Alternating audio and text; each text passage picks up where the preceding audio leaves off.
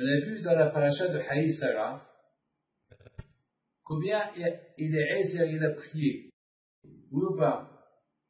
Combien il a prié pour trouver le mazal de Yitzhak. Et hier, j'ai expliqué, j'ai dit, de là on apprend que le mazal, c'est pas, pour trouver un mazal, il faut beaucoup prier.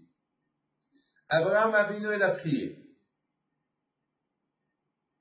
Et Eliezer, le serviteur d'Abraham Avinu, lui aussi il a prié.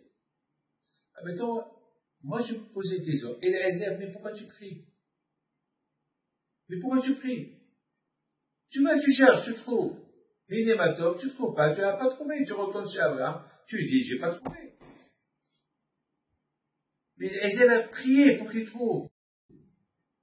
Si moi j'aurais été là-bas, j'aurais dit à Eliezer, pourquoi tu pries? Abraham, il a prié. Il t'a confié une mission. Et voilà. Tu la trouves. Tu la trouves. Tu la trouves pas. Qu'est-ce que tu vas faire? Tu vas pas te suicider. Ça y est, tu n'as pas trouvé. On voit qu'Abraham, Eliezer, il avait de la peine s'il trouve pas Rivka. Il s'est dit comme ça. Maintenant, mon maître, c'est Abraham. Si Abraham a venu qu'il se montre, qui va devenir mon maître? C'est Yitzhak. Comment je peux trahir mon maître? Mais il n'est pas ton maître maintenant. Il sera ton maître à la mort de Abraham. Mais Eliezer, c'était un tzaddik que pour lui, Eliezer, c'est lui aussi, c'est son maître. C'est la folie. En général, une voiture, elle devient la tienne une fois que tu la payes. Tant que tu ne l'as pas payée, elle n'est pas la tienne. On a vu qu'Abraham Avinu, même que Me'arata Marpella, elle lui appartenait, elle est à lui, mais malgré tout, il s'est dit, elle n'est pas à moi, parce qu'Hachem, il ne me l'a pas donnée officiellement, donc il faut que je l'achète. Eliezer, pareil. Attends, mon maître, il n'est pas mon maître maintenant. Mon vrai maître, c'est Abraham Avinu. Et Abraham, il est vivant. Il m'a dit que je cherche. Et d'ailleurs, lui-même, Abraham Avinu lui-même m'a dit, si tu ne trouves pas, tu es quitté. Ça y est, tu as fait ton devoir. Et pourquoi Abraham, il prie. De là, on voit que, même écoute bien ce que je vais vous dire. Combien le mazal de la personne est très dur. C'est dur.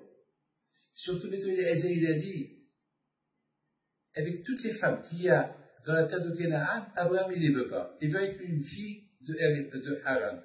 Mais à Haran, il y a beaucoup de filles. Comment je vais savoir laquelle?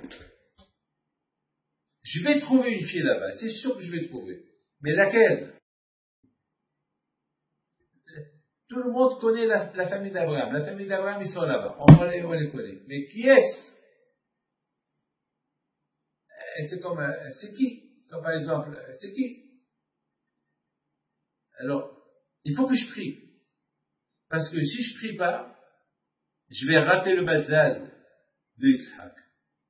Ça veut dire que j'ai pas, Yitzhak, c'est mon futur maître, mais le fait que c'est mon futur maître, mais le futur, et maintenant c'est pareil. Moi, c'est parce qu'il va être mon maître futur, maintenant je m'en fous de lui. Non. De maintenant, je considère comme un maître. Donc il faut. Vous savez, il y a un halakha qui dit, je le proche de la dame que moto. C'est par exemple, moi, vous me dites, Rabbi David, faites la tzedaka pour moi, et je vous les rends, alors je deviens ton shaliach, comme si c'est toi qui as fait la tzedaka. Abraham Avinu, il a dit, Eliezer, tu es mon shaliach. Alors, puisqu'il lui a dit, tu es mon shaliach, ça veut dire que Eliezer est devenu lui-même Abraham. Donc, comme que Abraham, il a prié, lui aussi, il faut qu'il prie. C'est la folie, ça. Il a prié. Maintenant, Baruch Hashem, sa prière, elle a été acceptée, elle a été écoutée dans le ciel, elle a été acceptée. avec tous les...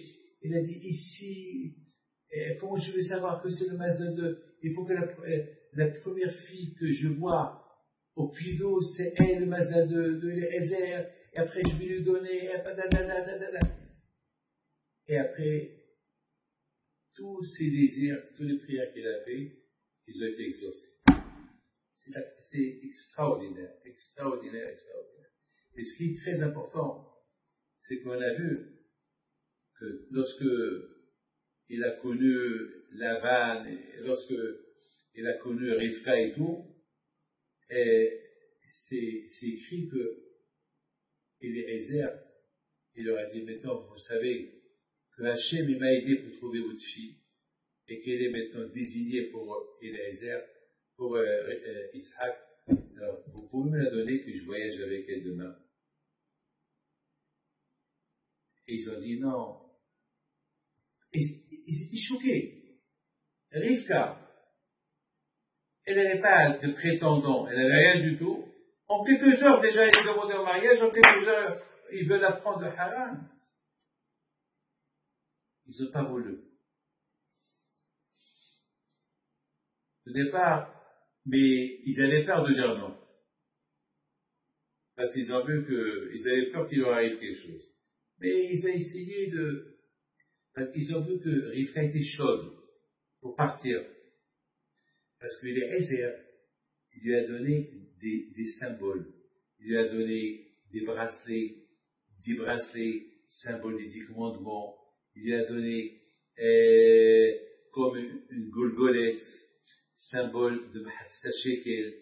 Et il lui a donné 2 choses, 2 bijoux, symbole des 2 tables de la loi. C'est la foulée, hein. Et elle a compris tout ça. C'est-à-dire que déjà, ils ont compris, la famille de Rivka, que Rivka, elle veut s'attacher à la religion, elle veut s'attacher à la famille d'Abraham qui vont recevoir la Torah. Et ça, ils n'ont pas voulu. C'est pour ça qu'ils ont dit, il a dit qu'elle reste un peu avec nous. Le temps que le choc, l'envie de repartir, il va s'enlever. Mais elle est restée, non, je veux partir. Et si vous me laissez partir, je partirai moi-même, de force. Voilà. Et Rivka, elle est partie. Extraordinaire. Rivka, elle a grandi avec des Shaim, elle était tzadékette. Comme Rachel et Léa, Bila et Zilpa. Ils ont grandi avec des Shaim, et eux, ils étaient tzadékaniot. La folie. C'est-à-dire que là, on voit que toute la famille d'Abraham, ils devaient être des tzadikim. Toute la famille d'Abraham, ses frères, les frères, tout le monde, parce qu'Abraham a venu à la Shalom. Il était très sympathique, il leur a montré le chemin d'Hachem. Mais eux, malheureusement, ils se sont éloignés de lui. Ils ont voulu la vie facile. Ils ont voulu être réformistes, conservateurs. Ils ont voulu cool. On croit en Dieu, mais ne nous demande pas trop. Ils ont voulu vivre un peu dans ce monde-là. Et à la fin, celui qui a gagné, c'est Abraham Avinu, seul. Et celui qui a gagné, c'est les filles, Sarah, Rivka, Rachel, Léa, qui étaient les filles de Haran, de Nahor, et de qui encore, voilà, de Nahor. Mais le reste de la famille, ils sont restés réchaïs, idolâtres. Ça veut dire dommage. Tu peux vivre avec des tzadikim et tu restes réchaï. J'ai beaucoup d'appels pour Lavan. Il avait tout le temps pour devenir comme Yaakov Avinu. Et j'ai d'appels pour Esav. Il avait tout le temps pour être comme Yaakov Avinu. Non, il a choisi la vie facile, la vie du bol. Il a tout perdu de la fin. Voilà, que le bon Dieu protège, il vous donne la santé, bracha, vetzlaha, et très bien.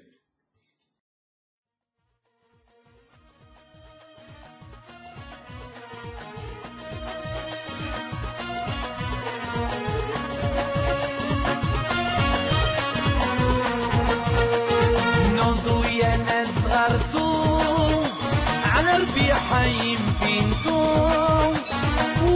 نبي